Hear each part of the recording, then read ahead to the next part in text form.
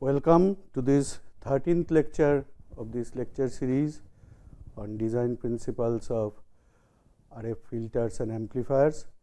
We were discussing RF amplifiers, and we have said in the last class we have seen that depending on the S parameter values, sometimes we have unconditionally stable devices, transistors. Sometimes we have potentially unstable devices. So, we need to choose proper load impedance and source impedance, so that we can make the device conditionally stable. That means, a range of values of gamma L and gamma S or ZL and ZS needs to be defined, for which the amplifier will be stable. So, today we will see that, and then we will see that is there any simplified way of finding from the S parameters whether the device is unconditionally stable or potentially unstable. So, we can recall that in a loaded transistor amplifier, that means if I have a transistor with its S parameter known and impedance level Z0, we will connect a source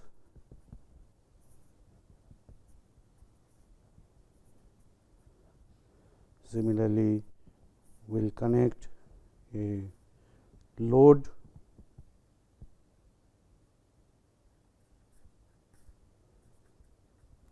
and we have seen that depending on the impedance level here, there will be reflection coefficients both sides, that means towards the source, that is called gamma S.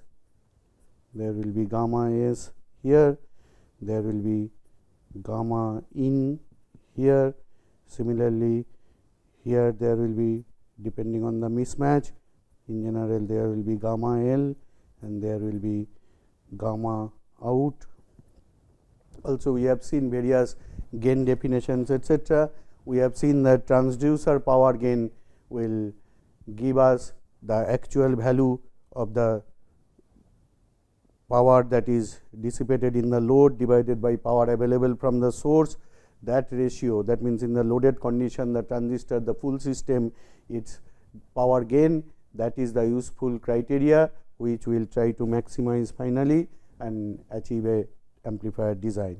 Now, last day we have seen that obviously our gamma L and gamma S, that means the corresponding ZL and ZS, they are passive. So, they should lie within the Smith chart, unit circle in Smith chart, and gamma L, gamma S, they should be also within the Smith chart with unit radius, normalized Smith chart with unit radius, and we have seen that gamma in is given by S11 plus S12 S21 gamma L by 1 minus S22 gamma L, that we have already seen, and we demand that the device to be unconditionally, or whenever potentially unstable, also to be conditionally stable. We require that gamma in, that means this should be less than 1, and also gamma out, that is S22 plus S12 S21 gamma S by 1 minus S11 gamma S. This also needs to be less than 1, otherwise we will have oscillations. So, now which range of gamma L and gamma S will enforce this condition, that we will see. To do that, we see a Smith chart, there we will find out that actually you see the border region from here is that gamma in, if it is less than 1 it is conditionally stable, but if gamma in is greater than 1 it is unstable. Similarly, gamma out magnitude less than 1 it is stable, conditionally stable, and gamma out greater than 1 it is unstable. So, this leads us to say that basically the border region is this, that gamma in is equal to 1. If we can locate this locus, similarly gamma out magnitude is equal to 1, then we can divide the whole Smith chart into two regions. One will be stable region, another is unstable region. From the stable region we will choose our gamma L and gamma S. So, this the boundary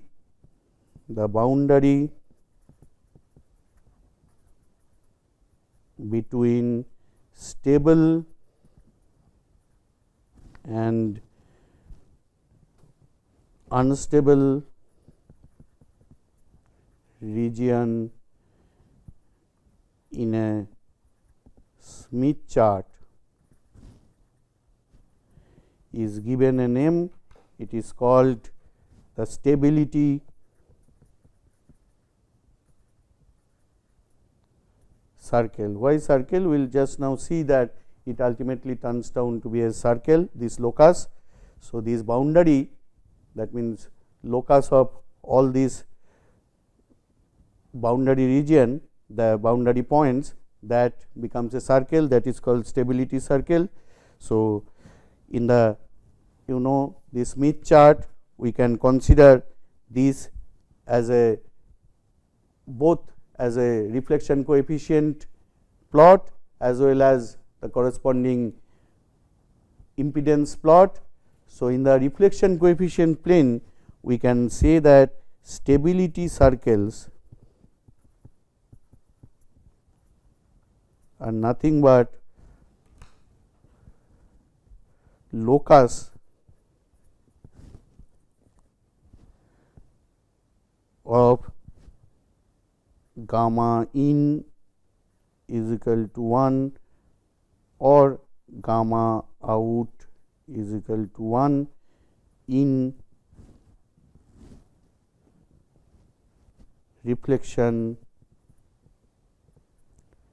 coefficient plane of the Smith chart.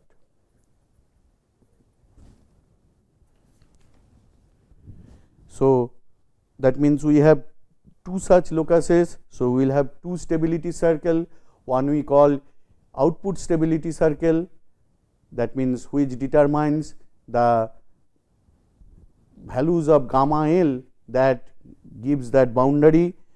That means for gamma in is equal to 1, as you can see that gamma in is basically a function of gamma L as well as S parameters of the transistor.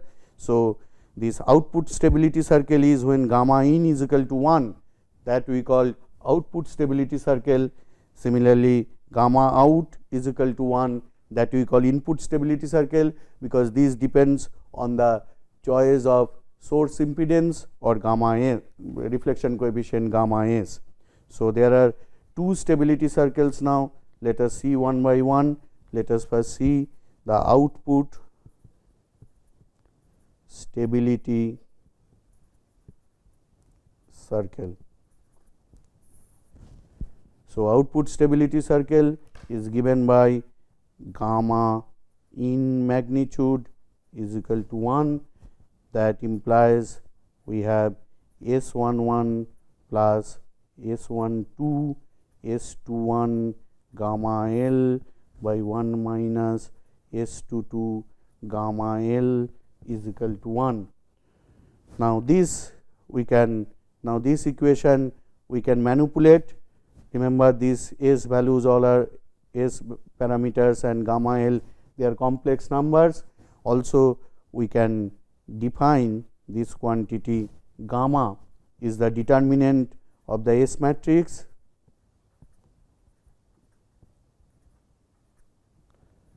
So, gamma is nothing but S11 S21 minus S21 S12. In general, gamma is also complex.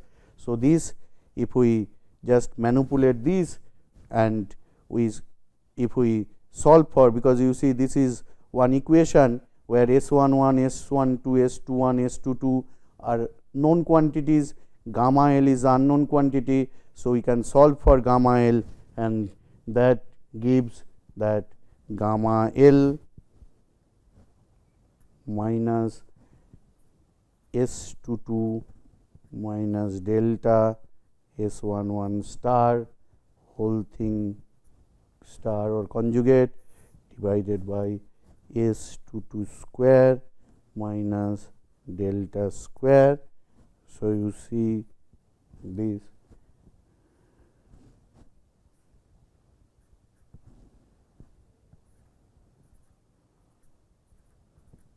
is simple manipulation, remembering the quantities are complex. So, gamma L can be written as gamma L is equal to this is a real number because this is magnitude of the whole thing plus this complex number magnitude. So, in the complex plane, in this complex plane, this represents a circle, because you see that this is of the form, I can write it as a form that gamma L minus some, this is a complex number. So, CL it is a complex number is equal to some real value. So, that I can say as RL. So, this represents a circle, that is why the name output stability circle. So, here CL is the center of the circle, RL is the radius of the circle. So, we can say that output stability circle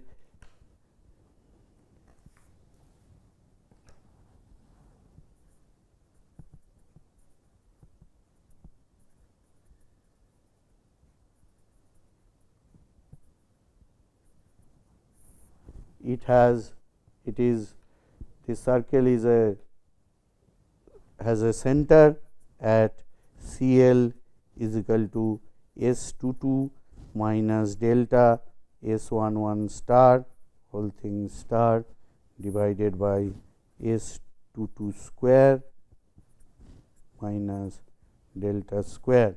This is the center of the circle. You know that for a circle, if I know the center and radius, I can draw the circle. So, knowing the S parameter values or measuring them, I can find what is this circle.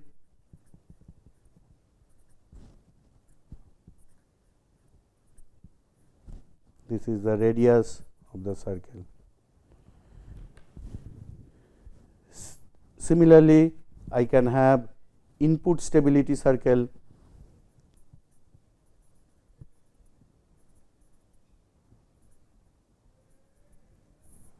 which will be given by gamma out is equal to 1.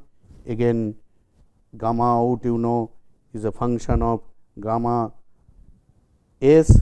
So, with that we can find out that gamma S, if I properly rearrange, then gamma S minus C S is equal to R S. This is the locus of the circle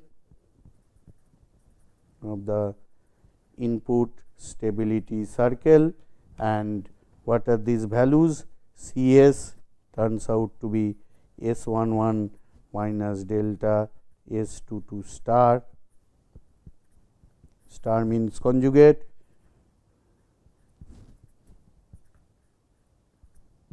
and R S is S12 S21 by S11 square minus delta square.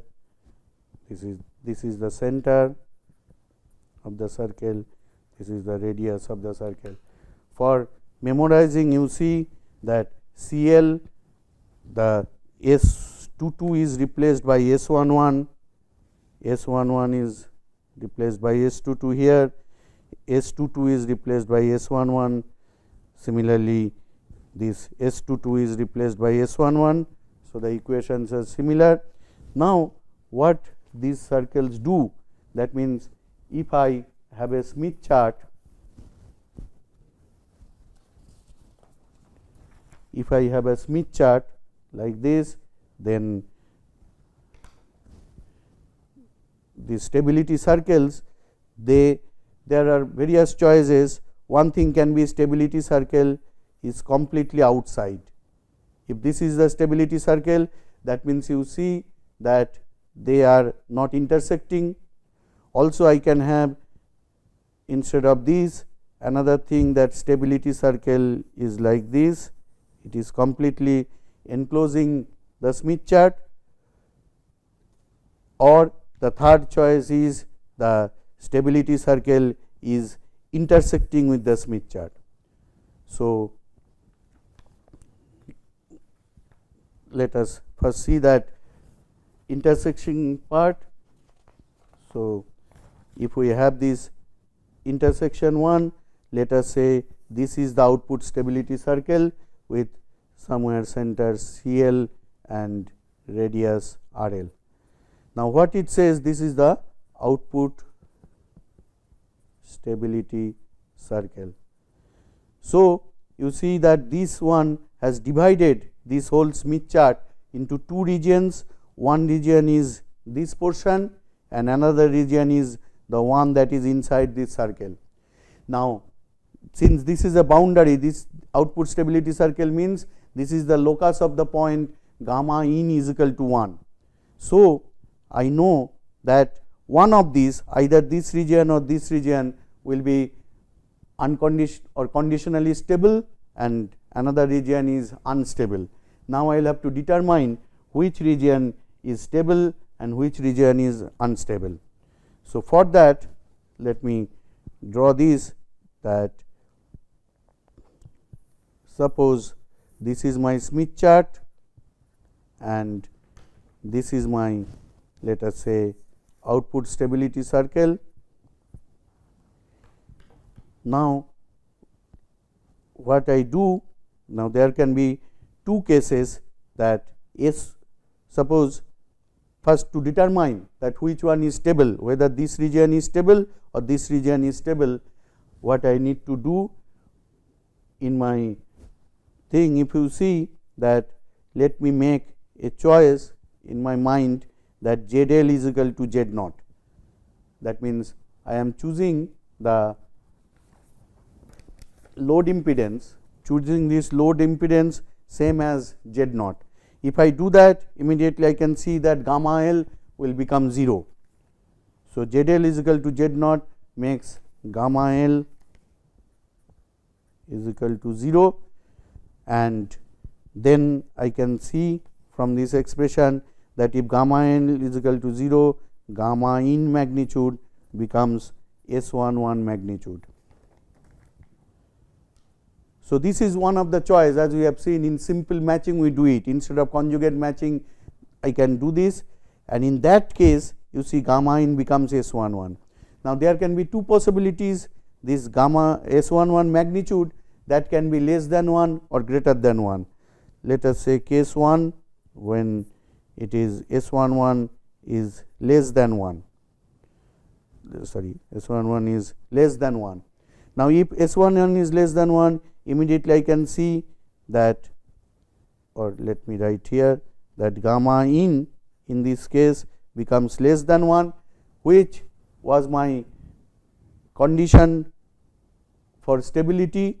So, that means, and where this point lies, you see gamma L is equal to 0, this point will always lie at the center of the Smith chart, and I know that in this region at this point gamma in is less than 1. So, this is a stable region.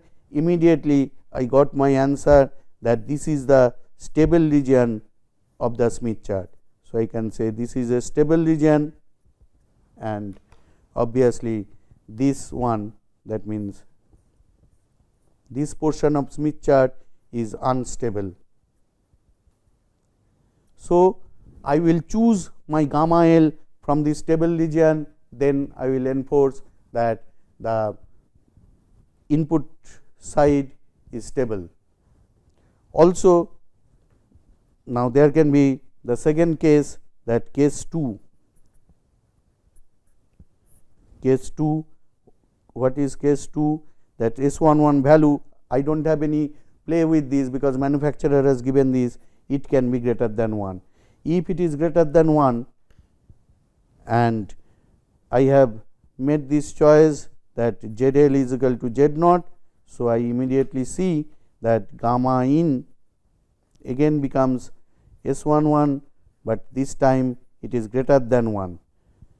So, I know that this choice that gamma L is equal to 0, this point lies at the center. Let me again, so this is for this case, let me again draw this. This is my Smith chart, and this is my output stability circle, and this is the point. Now, in this case I see, this is for case 2, this is the case. You see that gamma L is equal to 0 has led me to gamma in is greater than 1. So, this is an unstable region in this case. So, I can immediately say that this zone is unstable, and then I know that this region is stable region. So, here, sorry, not this whole thing, this part inside, because my gamma L should be passive. So, up to this point. So, then I need to choose my gamma L only from this place. If I choose it here, I will get an, instead of an amplifier, it will become an oscillator. Similarly, I can do this whole exercise for input stability circle. Let this is my Smith chart, and let input stability circle is something like this. This is my input stability circle, and that also has divided, you see again the thing here and here, that this portion and this portion. So, I need to now decide. Again I do the same thing, that I find out the, let us take ZS is equal to Z0. That means, here I choose ZS is equal to Z0, immediately that makes my gamma S go to 0, and if gamma S go to 0, I know gamma out is simply S22 magnitude. So, I got gamma out is equal to S22 magnitude, and gamma S is equal to 0. Now, I know gamma S, this is my gamma S is equal to 0 point, and this is S22. So, again there can be case 1, that I have S22 magnitude less than 1. In that case, I know, in case 1 I know that gamma S is equal to 0. So, this is a stable region. So, I can immediately say that this is my stable region, stable, and this portion unstable. So, I should not find my gamma S from here, I should choose my gamma S anywhere from here. So, this is for case 1. Now, I can do the same exercise for case 2. This is my, let us say, Smith chart, and this is, let us say, my the input stability circle, and in the case 2 I know that S22 can have greater than 1. In that case, my with this choice of Zs is equal to Z naught, gamma s will become 0 and gamma out that will be equal to S22 and that will be greater than 1. So, I know that this point of the Smith chart is now an unstable region. So, I will say that this becomes now my unstable region and this is my stable region. So, I should choose my gamma s from here. So, this is for intersection case. As I said that I can also have this, that this is the Smith chart and any of the stability circle, suppose input stability circle is this, output stability circle is this, output stability circle, input stability circle. So, that means there is no interaction here. So, I can easily find out that okay, in this case if I locate that there are no intersection, means the device is unconditionally stable. Similarly, I can also have the case that the stability circle is completely like this, ISC or OSC. In that case also I see there are no interactions. So, no problem, I can have this thing carry on. So, by this, so we can find out that what are the ranges of gamma s and gamma L for which we can have the conditionally stable amplifier. So, we will choose according to that. But the question is that do we need to plot these circles always? That we will see in the next lecture, that always it is not necessary. Sometimes we can simplify just by some analytic expressions, we can find out whether the device is unconditionally stable. If it is unconditionally stable, we need not draw these stability circles, but if it is conditionally or potentially unstable, then we need to draw these and locate these points, locate these ranges of gamma s and gamma L for which I can make the amplifier stable, and so I can use the device even though it is potentially unstable, but for my enforced condition of load impedance and source impedance, it will behave as a stable device, a stable amplifier. Thank you.